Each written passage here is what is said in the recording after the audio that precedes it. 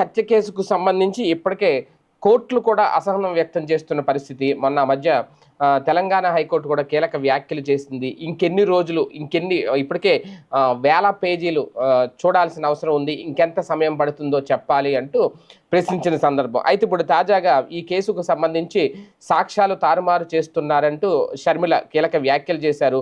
అంతేకాదు ఈ కేసులకు సంబంధించి ఇందులో భాగంగా అవినాష్ రెడ్డి కొంతమందిని బెదిరిస్తున్నారు. అలాగే సునీతని చంపేస్తారేమో అని భయం వేస్తోంది అంటూ కూడా తాజాగా కొన్ని సంచలన వ్యాఖ్యలు చేశారు. వైఎస్ వివేకానంద రెడ్డి హత్య కేసులో బెయిల్పై బయట తిరుగుతున్న ఎంపీ అవినాష్ రెడ్డి సాక్ష్యాలు తారుమారు చేస్తారు అంటూ కాంగ్రెస్ రాష్ట్ర అధ్యక్షురాలు షర్మిల కీలక ఆరోపణలు చేశారు.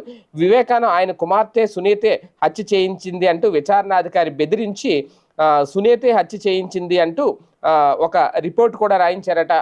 ఆ రిపోర్ట్ ఇప్పుడు భయపెట్టి ఆ రిపోర్ట్ రాయించారు అంటూ ఆమె కొన్ని సంచలన వ్యాఖ్యలు చేశారు.